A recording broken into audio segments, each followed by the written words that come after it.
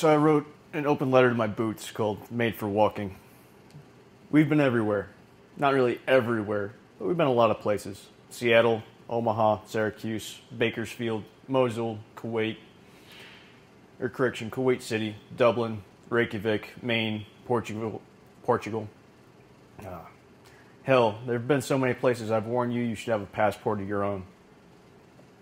I joke that you two have more time in combat areas than some people, and while it's true, it's not so true anymore. We sure got any deployment Dodger beat with our 2 years, 3 months, and 3 days. I almost feel like we should have done the paperwork and hoop jumping to get you your own DD-214 and a cab. You would have earned it in Baghdad on Command Sergeant Major Huggins' truck with me in that 3-mile running shootout. You remember that? Coming back from FOB Loyalty, the night the Iraqis won that big soccer game. So Till yelling about how the 50 wouldn't fire and he had forgotten his M4 back in the parking area.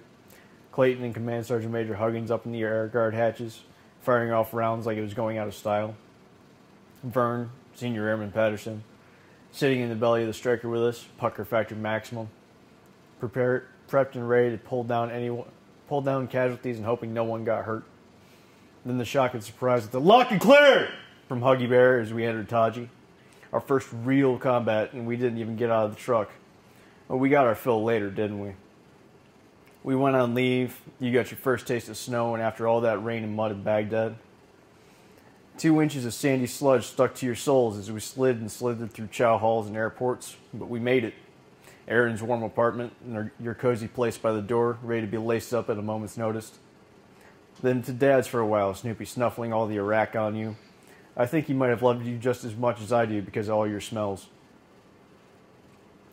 And the St. Patty's Day parade, where you couldn't quite keep my feet warm enough. It's not your fault, not in the least. You were summer desert boots, not made for temperatures below 50 degrees, let alone 0. And that oh-so-short 2 weeks were up, and away we went. You remember when we caught up to the unit in Bakaba? How Jim, the legendary Jim, Sergeant Major Mapes, came up to us and asked if we, still wanted to go to the line?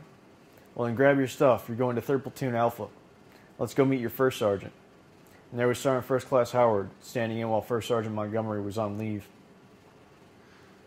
I know you remember him. He hung out in the talk with us and shot the shit when Alpha 4th had QRF. His boots were always immaculate, even coming off a mission. I learned how we did it, so I could have taken better care of you. Then we met Captain Williams and Staff Sergeant Plush. Papa Plush asked us if we could carry weight, and I responded with my backpacking experience. Little did we know. First time I put on that AG bag, you sank a good half-inch into the moon dust, and I sank almost as far into your insoles. But goddamn if we didn't hump that load. And boys did we hump. All over Bakaba, through rain, mud, sun, dust, shit water, along roads, over canals, up and down stairs, across rooftops, along walls, in alleys, and shit creeks, up and down stairs, through rubble and glass, around trash piles hiding IEDs, on top of a car or two, up and down stairs. Man, there were a lot of stairs, weren't there? Fuck those stairs. But we weren't always walking. You had a nice break while I VC'd 3-4 Victor, even though I was going stir-crazy in the belly of that truck. Then May 6th happened, and we wandered FOB Warhorse for a while. I did clean you up a bit for the memorial. My rifle Julia, too. We had to look good for the gun salute. That was the first time you saw me weep. It wasn't the last, though. But we still had a mission to complete. We laced up, rucked up, and drove on.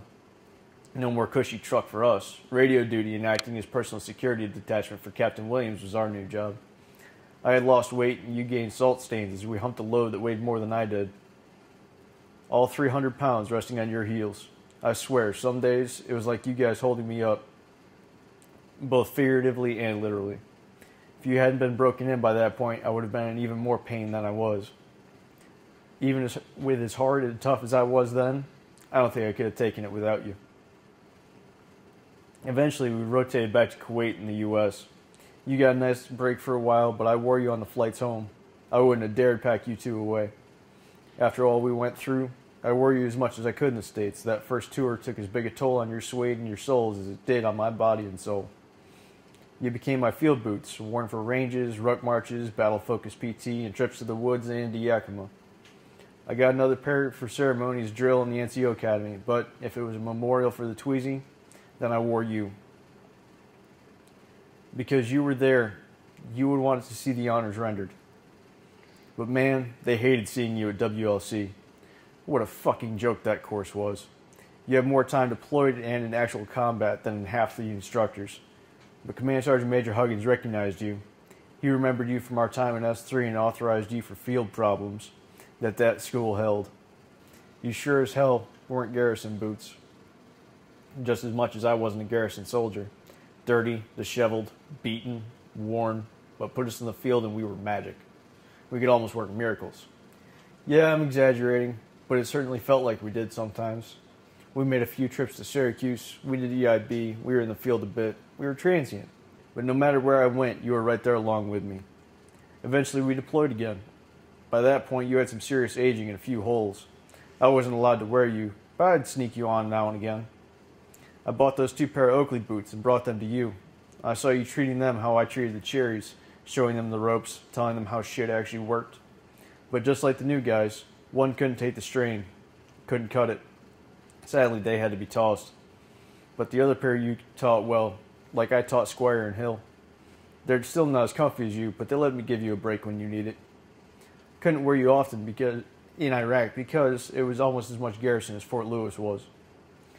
But I still brought you along so I could keep up the claim that you had more time in combat. Selfish, I know, but I would have missed you if I had left you in storage. I wore you to Shea and Selge's memorial because I knew you knew them just as well as I did. I think you would have been pissed at me if I hadn't. Once we got to Caldwell, I got to wear you more often because of the relaxed atmosphere. Captain Case, Lieutenant Bradway, and a handful of the other officers paid you left-handed compliments. But First Sergeant Stokely and Captain Lynch both appreciated you for what you were, solid boots well broken in. We made another 2 trips to Manoa and back. I would have liked to have worn you to Dad's funeral and memorial, but you don't play well with my Class A's. We finished out that tour with the poison grace expected of us. Dirty, angry, tired, happy to be leaving, and more roughed up. When we got home, we started clearing posts and getting ready to leave the Army behind. I gave you another break, wearing my Converse as much as I could around post while in civvies. But as soon as I started standing in lines for hours at a time, you were right there with me. We finished up, packed up, and made the U-Haul trip with Frew to Utah. His couch was pretty comfy, but there you were right by the door and eager to get moving again. So we got a rental and hit the road. Those were some of the best times. I'd get up and dressed, tying you on before I even finished packing. And then we'd take off. And we'd drive for a few hours and hit a rest stop. I'd have something to eat. You'd wander around in the grass or sidewalk or whatever there was, getting a feel for each state we went through and helping work the kinks out of my legs. We made it to Syracuse eventually and settled in. Took both of us some time to get used to the winter again. We haven't traveled much since we've been here. A camping trip once in a while, yeah, but it's mostly to and from work or school. And I can only take you to work on weekends because you aren't presentable in a real retail job. And this is the longest we've ever been in one place. I know you're itching to travel somewhere because I am too. We both logged some serious mileage and we've earned these holes and stains. Along the way, you've earned my loyalty. You are the best transport I own. No matter how old we get, how much wear we acquire, we'll do it together. When I pass from this existence into whatever comes next, I know you'll be there, my favorite boots waiting by the door, looking factory new, but still well-fitting as ever. I'll pull you on, lace you up, shoulder our load, and move out. Because there's one thing you've taught me, home isn't where you hang your hat, it's where your boots are.